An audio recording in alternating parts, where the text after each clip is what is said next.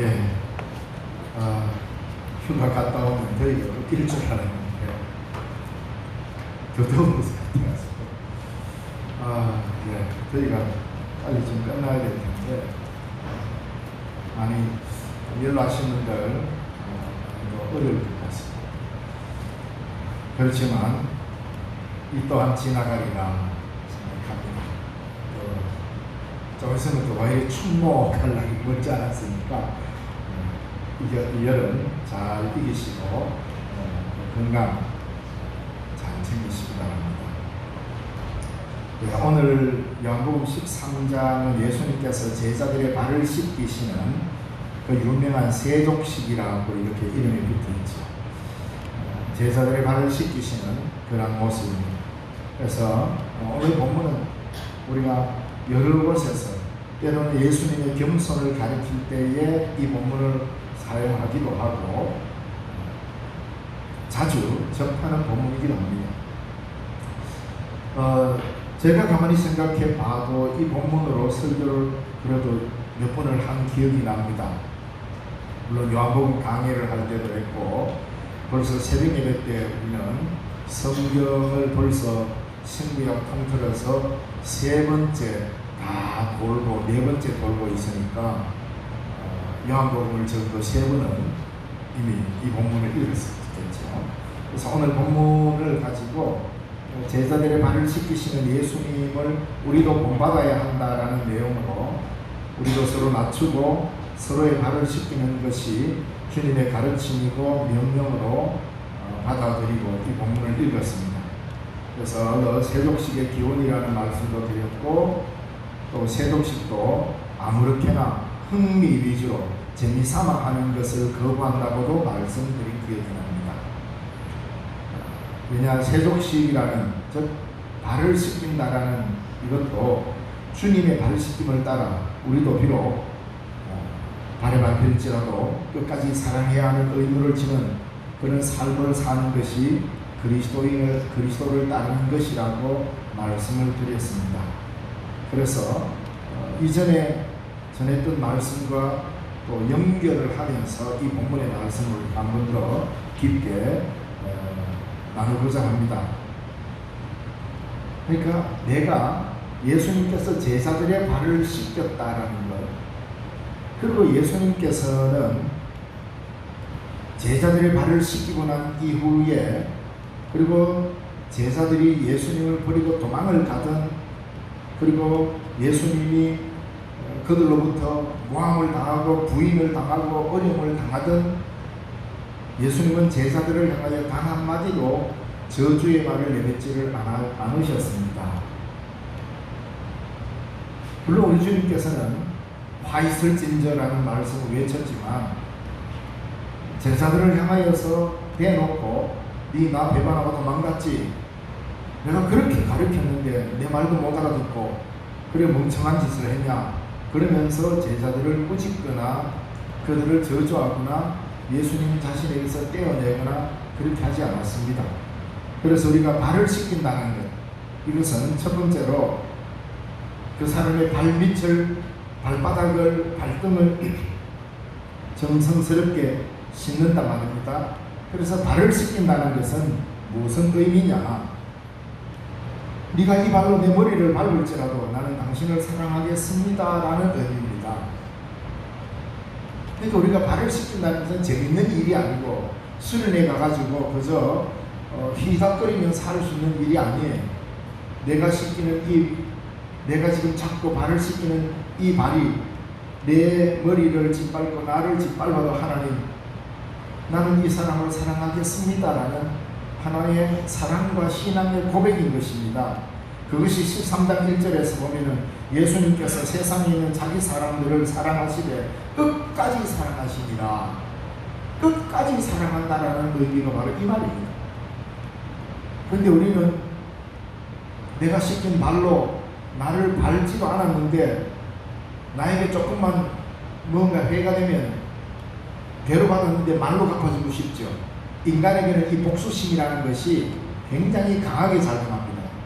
그래서 복수는 곧 정의다 이런 식으로 이야기하면서 복수하는 것, 이것이 세상에서는 가장 짜릿한 쾌감을 주는 하나의 요소입니다.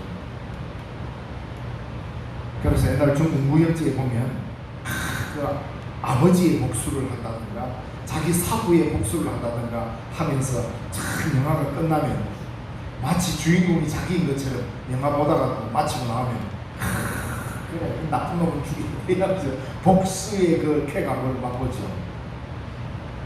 그런데 우리 예수님께서는 원수 사랑을 이야기했고 그리고 그 사랑을 제자들에게는 끝까지 사랑하는 법이 뭔지를 가르쳐 드렸습니다. 그게 뭡니까? 내가 너의 발을 씻겼다는 발을 씻기고 나니 내가 발을 씻긴 그 사람에 대한 발의 책임은 내가 지는 겁니다. 이게 그리스도인의 살아가야 될 삶의 모습인 것이고 바로 그것이 예수님을 따라 주님을 따라 걷는 길인 것입니다. 그게 십자가의 길입니다. 그게 십자가를 지고 가는 길인 것이죠. 그런데 바로 그 끝에 그 길이 영생의 길이라는 걸 아셔야 됩니다. 우리가 뭔가 얻을 수 있는 업적이요 그 길로 통하여서 내가 뭔가 영화를 누리는 길이 아니라 그보다 훨씬 더 큰 영생의 길은 그렇게 해서 열려지고 그 길을 향하여 가게 되어 있다 이 말입니다.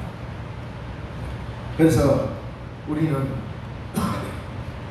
발을 씻기는 수고보다 복수의 쾌감을 더 짜릿하게 느끼는 인생을 살고 있습니다. 그래서 보기 좋게 꼭 폭력이 아니라도 복수하는 것만이 네가 이기는 길이야. 그래서 잘 돼야 돼. 이런 식으로 또 이야기를 많이 하죠. 성경의 가치관은 이웃을 내 몸과 같이 사랑하라는 대원칙 하에 기초되어야 합니다. 남들보다 무조건 잘 되어야 하는 성공주의는 기독교적 가치관과 다릅니다. 우리는 이 끈질긴 잘 빠지지 않는 이 잘못된 때국물을 그리스도인이 되는 순간 이걸 빼내기 시작해요. 남들을 짓밟고서라도 남들보다 높은 자리에 올라가는 것, 이것은 성경적 가치관이 아니란 말이에요. 그러나 우리가 정직하게 살고 올바르게 행하고 섬김을 다하면 하나님께서 우리에게 그 길을 축복을 해주실 것입니다. 목적 자체가 달라야 한다 이 말입니다. 하나님이 주시는 복으로 누릴 수 있죠. 그러나 조금이라도 남에게 뒤지면 살 수 없어 하는 괴로워하는 그 마음은 복음적 가치가 아닙니다. 사랑한다는 것은 쉬운 일이 아니지. 왜? 내가 사랑을 하고 있지 않고 사랑을 받지 않는 사람은 사랑이 어렵습니다. 그러나 내가 받은 사랑을 알고 내가 받은 그 큰 사랑이 얼마나 큰지를 알고 나도 사랑을 하게 되면 사랑만큼 쉬운 게 없을 겁니다. 왜? 저절로 되니까. 사랑이라고 하는 것은 공식에 대입해가지고 곱하기 나누기 해서 가는 그런 게 아닙니다. 내가 받은 사랑이 크다는 것을 알고 하나님으로부터 그리스도의 그 크신 은혜와 사랑을 받았다라는 그 감격 속에 살게 되면 사랑이 제일 쉽습니다. 왜냐하면 억지로 되는 게 아니라 저절로 되기 때문에. 바로 이것이 주님이 우리에게 가르쳐 주신 진리의 역설이라고도 할 수 있을 것입니다.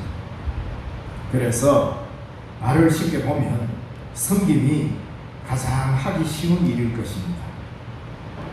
인간적 자기 고집으로는 모든 것이 어려울 뿐입니다. 그래서 섬기는 것이 습관이 되고 섬기는 것이 자연스러우면 그게 제일 쉬운 거죠. 그리스도인은 어떤 습관을 들여야 하느냐 하면 발 씻기는 습관을 들여서 주님을 닮아가야 합니다. 우리가 예수님을 닮는 것은 어떤 기적을 일으키거나 놀라운 영화를 누려서가 아닙니다. 남들을 짓밟고 내가 1등에 올라서는 것만이 예수님을 따라가는 삶이 아닙니다. 그렇게 되니까 피곤합니다. 괴롭습니다. 그러나 우리는 물이 높은 곳에서 낮은 곳으로 흘러가면서 세상을 채웁니다. 가장 강력한 힘이 됩니다. 물이라는 것이 비록 힘이 없는 것 같지만 그것이 높은 곳에서 낮은 곳으로 흘러가서 댐에 가득 채우는 순간 그 물은 막강한 힘을 발휘하듯이 우리 그리스도인들의 섬김의 낮아짐은 바로 그것과 같은 것입니다. 그 자연스러운 힘이 이 세상을 움직이는 놀라운 힘이 된다는 것입니다. 그러니까 우리는 이것이 저절로 되도록, 근데 가만히 있다고 해서 저절로 되는 건 아니죠. 섬김은 훈련이 필요합니다. 한두 번 하면 저 사람 하지는 그럴 수도 있습니다. 안 하다가, 평소에 안 하다가 하면 네 하던 대로 해라 이렇게 말하면서 오히려 사람들이 핀잔을 줄 수 있습니다.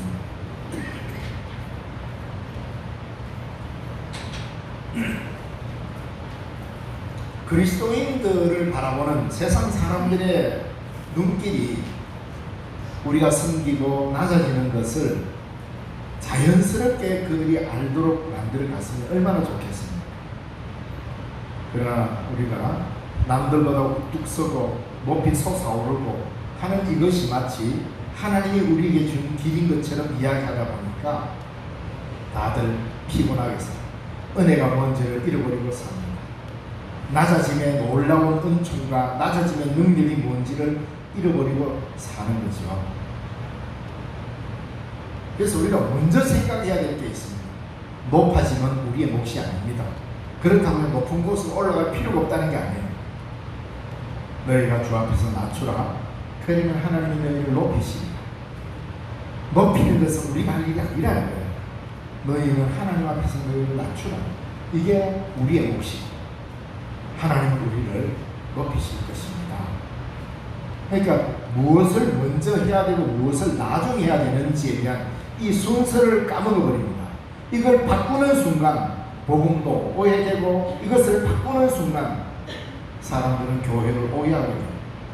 복음의 진리를 오해하게 됩니다. 그래서 내가 이 사람의 발을 씻겼으니 주님, 이제는 이 사람의 이 발로 나를 짓밟아도 내가 뭘 하지 않겠습니다. 한 번 정도 이런 각오 한번 안 해보시겠습니까? 예수를 우리가 1년 믿고 2년 믿고 10년 믿고 30년 믿었다면 이런 각오 한 번 정도는 해봐야 되지 않겠습니까? 하나님, 내가 지금 이 섬기다가 실컷 섬겨놨지만은 우리 경상도 말로 아니 이 인간이 나한테 이럴 수가 있나, 이런 일들을 당할 수가 있습니다. 내가 열심히 섬겼어요. 돌아오는 대가가 아무것도 없어요. 오히려 다 도망가버리고 배반해버리고 부인해버려요. 그럼에도 불구하고 다시 찾아 나서는 예수님의 발걸음같이 한 번이 미칩니다. 한 번이라도 그렇게 내가 씻긴 이 발이 내 머리를 짓밟아도 주님, 내 아무런 소리 안 하겠습니다. 한 번 정도는 이런 기도를 하고 주님, 이 마음을 담게 해주십시오. 이게 내 힘으로 안 됩니다. 주님의 은혜 주셔야 가능합니다. 하나님의 은혜를 기다립니다. 이런 은혜를 내게 주십시오. 이런 기도가 필요한 때가 아닐까요? 바로 이렇게 기도해야 복음은 스며들게 되어 있습니다. 복음은 우리 인간적인 말이나 능력에 의해서 전개되는 게 아니라 복음은 복음의 가치로 살 때 복음이 스며들게 되어 있습니다. 그래서 한번 이건 도대체 해결이 안 되네. 그러면 금식이라도 하면서, 금식하는 기간 동안만이라도 왜 안 먹으니까 힘이 없으니까 이렇게 힘없이 힘 빼고 살면 천국같이 살겠구나라는 걸 알게 될 겁니다. 그래서 내 힘으로 안 되면 금식이라도 하면서 한번 이런 기도를 기도 제목으로 삼고 하나님 앞에 작정을 하고 기도하며 한번 살아보는 건 어떻겠습니까?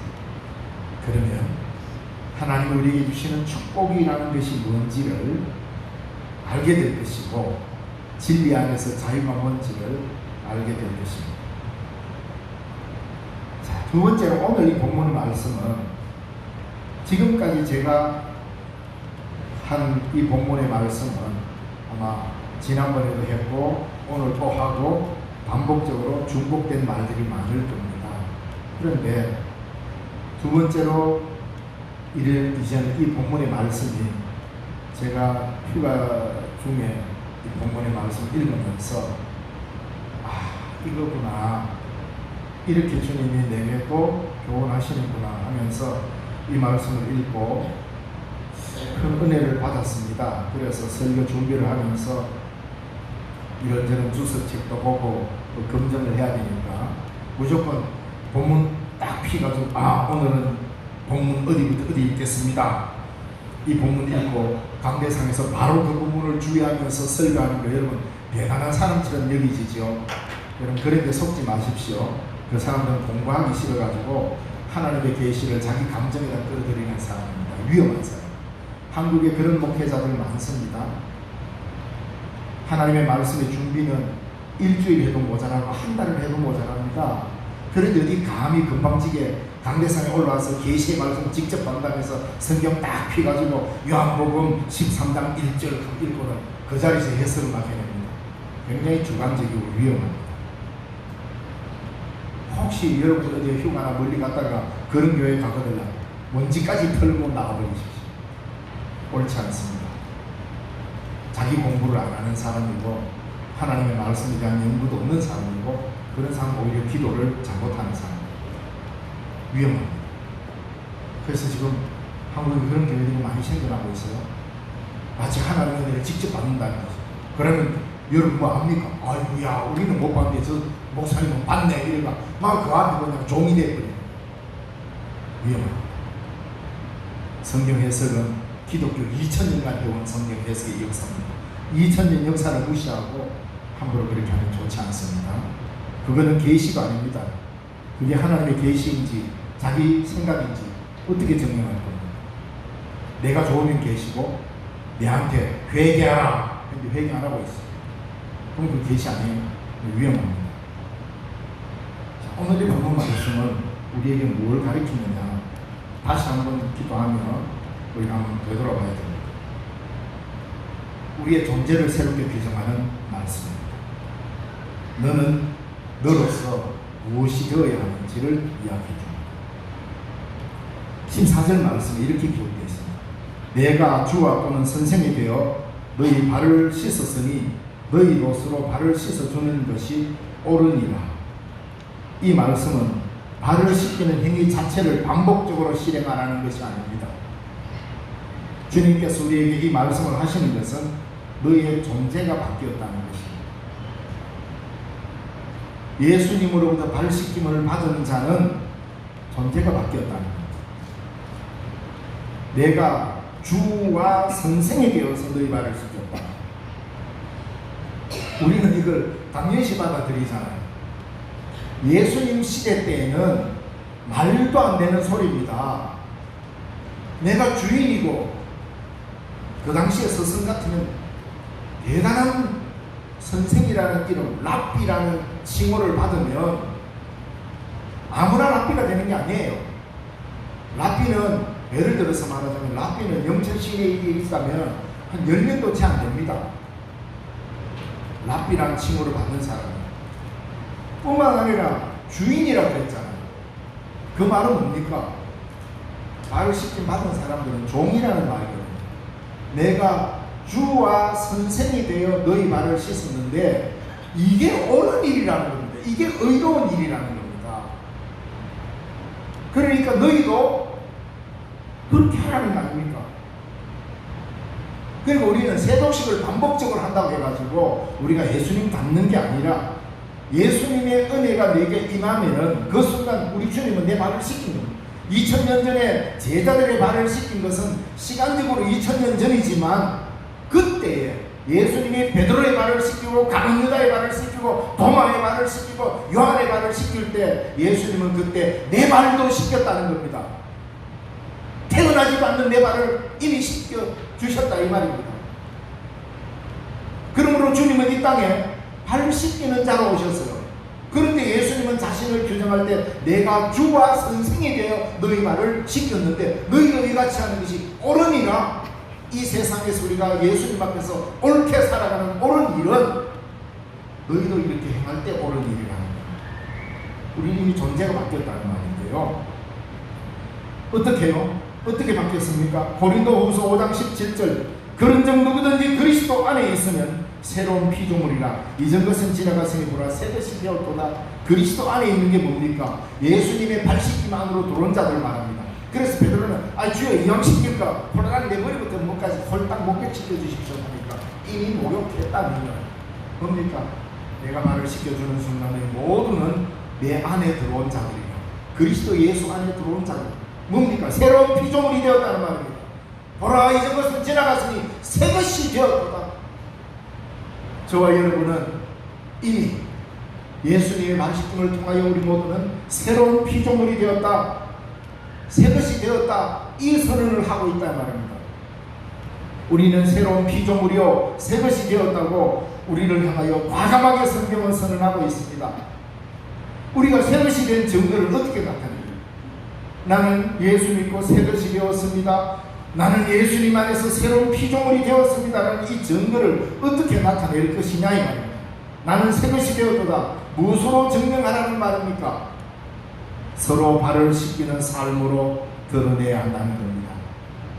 네가 예수의 제자가 되고 예수 안에 새로운 피조물이 되고 새 것이 되었다는 증거가 어디 있느냐고 했을 때 나는 지금부터 서로의 발을 씻기는 자가 되었습니다 라는 것이 우리가 행동으로 보여주는 증거라 이 말입니다. 갈라디아서 5장 13절 말씀에 이렇게 말합니다. 형제들아 너희가 자유를 위하여 부르심을 입었으나 그러나 그 자유로 육체의 기회를 삼지 말고 오직 사랑으로서로 종로릇 하라. 너희가 그리스도 예수 안에서 예수 믿으면서 예수님이 이제부터 너희는 자유다 라고 선언했는데 그 자유는 내 몸과 나 자신 내 육체를 위해서 그 자유를 기회로 만들지 말고 무엇을 하기 위해서 서로 종로로 탈 자유를 누려라 이 말입니다. 성경은 이런 가르침으로 우리에게 이야기하고 있습니다. 요즘 영화 오디세이라는 영화가 극장가를 휩쓸고 있죠. 저는 아주 오래전에 일리아드하고 오디세이를 지금 기억도 잘 안 납니다. 오래전에 읽었고 그래서 그런 말이 있어요. 모든 것은 일리아드로부터 시작한다. 이러니까 또 이쪽에서는 아니야 모든 것은 오디세이로부터 시작한다. 이게 고대 그리스의 문학의 결정판이잖아요. 그게 어떻게 보면 인생을 이야기하는 것이기도 하고 그래서 그리스 로마 신화를 우리 신학하려는 우리 학생들이 들어오면 그리스 로마 신화도 읽고 물론 성경은 우리는 변함없죠. 성경 우리의 경전이니까 당연히 이거는 읽어야 되지만 성경을 이해하기 위해서 읽어야 될 몇 가지 책이 있는데 그 중에 그리스 로마 신화나 일리아드나 요즘 현대판으로 새롭게 해석한 율리시스나 뭐 이런 책들이 많이 있습니다. 그 중에 오디세이를 읽어봤는데 영화를 봤거든요. 옛날에 읽었던 기억도 새록새록 나는데 거기 보면서 맞다 저거다 하는 한 장면이 저한테 굉장히 감동을 준 장면이 있었어요. 혹시 누가 먹거든 박정호 목사가 영화 홍보하더라 이런 소리 하지 마세요. 한 번 정도는 좋은 영화는 보면서 생각을 깊이 할 수 있는 훈련도 필요합니다. 그 영화 오디세이에 나오는 오디세이의 유모가 있습니다. 오디세이를 이렇게 키웠던 유모. 그 이름이 에우리클레이아인데 이 늙은 여종이 그 왕궁에 카타 왕궁에 계속 머무르면서 오디세이가 돌아오기를 늘 기다립니다. 근데 이 오디세이가 돌아올 때에 완전 거지로 변장해가 들어가거든요. 왜 안 그러면 죽을 줄 모르니까 거지로 변장해가 들어가는데 오디세이가 진짜 오디세이라는 걸 가장 정확하게 알아보는 첫 번째가 누구냐면 오디세이가 어릴 때부터 길렀던 강아지입니다. 개가 주인을 가장 먼저 알아. 사람들 몰라요. 긴가민가 하는데 못 알아봐요. 근데 개가 주인을 알아보고 꼬리 몇 번 흔들고 걔는 이제 죽습니다. 근데 그다음 두 번째로 탁 오는데 보면 이게 이스라엘의 전통만이 아니에요. 고대 로마 제국하에 뭐냐면 주인이 밖에 갔다가 돌아오면 종이 물을 떠서 발을 씻겨주는 거. 이게 그 당시에 하나의 불분열처럼 이렇게 되어 있습니다. 그런데 그때에 거지라 할지라도 그 당시에는 그리스니까 제우스 신을 그들 믿었겠죠. 제우스의 법이라 하면서 누구라도 자기 집에 손님이 들어오면 발을 씻기는 것이 하나의 예절입니다. 그러니까 거지라도 어떻습니까? 자기 집에 들어 왕궁에 거지가 왔으니까 제우스의 법을 따라서 발을 씻깁니다. 아무도 이 오디세이가 그 왕궁의 옛날 왕이었다는 걸 못 알아보는데 이 유모가 오디세이의 발을 씻기는 순간 주인을 알아봅니다. 몰래가 물을 어떻게든 엎어버립니다. 말은 안 하지만 그 오디세이와 이 유모 어릴 때 오디세이를 키웠으니까 이 유모하고 그 눈빛을 보면 몰라는 장면이 나옵니다. 그걸 딱 보는데 또 이 본문이 또 생각이 났어요. 왜 이 유모가 놀랐냐면 오디세이가 청소년기 때에 멧돼지 사냥을 하다가 발을 다칩니다. 흉터가 크게 생겼어요. 아무도 모르는데 이 유모는 발을 씻기면서 그 흉터를 보는 순간 몰라가지고 물을 엎질러버려요. 몰래 주인인 줄 아는 거죠.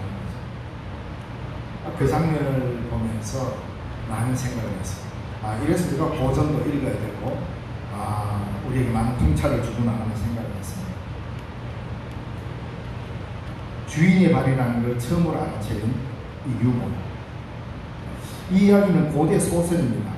그리고 영화의 이야기지만 우리가 귀담아 들어야 할 부분이죠. 우리는 다시 오실 주님의 영광스러운 모습을 기대하면서 하늘 위에서 황금 보석과 천군 천사의 위엄찬 모습만 늘 기대합니다. 그러나 지금 우리는 종의 모습으로 살면서 발을 씻길 때 그 발을 통하여서 우리는 주님을 알아볼 것입니다. 이 땅에 고난당하는 자들의 발은 예수님의 못 박힌 발과 많이 닮아 있을 것입니다. 가장 연약한 아기를 안고 축복해 줄 때 이 땅에 구유에 나신 아기 예수님과 닮았다는 것을 알게 될 것입니다. 우리 시대의 약자들, 연약한 자들, 그들을 보듬을 때에 예수님을 보듬는 것이요, 고난당하는 자들의 발을 씻길 때에 그 발을 통하여서 우리는 주님을 발견할 수 있게 될 것입니다. 아기 예수님을 메시아로 알아본 사람은 아기를 가슴에 안고 축복한 나이 많은 시몬이라는 늙은 노인이었습니다. 강보에 쌓인 아기를 구세주로 본 목동들처럼 내가 발을 씻기는 그 사람이 나의 주인이라 여길 때 언젠가 여러분은 예수님의 발을 마주하게 될 것입니다. 발을 씻긴다는 것은 하나의 형식적 결례가 아니라 내가 섬김을 다하여 서로의 발을 씻길 때 바로 그 발로 통하여서 우리는 주님을 만나게 될 것입니다. 왜? 우리의 주인은 발을 통하여서 알게 될 것입니다. 섬김을 통하여서 그 주님의 발을 알아보고 이분이 나의 주인이구나를 알게 될 것입니다. 우리는 발 씻기는 종일 뿐입니다. 이 세상에서 주인인 것처럼 행사하지 말고 언제나 종처럼 살 때 그것이 14절에 말한 옳은 일이요, 15절에 말한 주님을 본받는 길이요, 17절에 말하는 가장 축복된 복된 길일 것입니다. 발을 씻기는 이유가 세상에서 잘되고 좋고 많은 복을 받기 위한 수단인 것처럼 가르치는 것은 성경의 가르침이 아닙니다. 예수님이 가르치는 복은 전혀 다른 축복입니다. 발을 씻기는 그것 자체가 옳은 일이요, 발을 씻기는 그것 자체가 본을 보고 따라가야 될 일이요, 발을 씻기는 그것 자체가 복이다라고 선언하고 있습니다. 그러기에 이 일이 사랑으로 이어질 것이라는 말씀입니다. 끝까지 사랑하는 자는 어떻게 살 것인지를 알게 될 것입니다. 우리 주님은 제자들을 끝까지 사랑했기 때문에 어떻게 섬겨야 될지를 아신 거죠. 우리도 마찬가지입니다.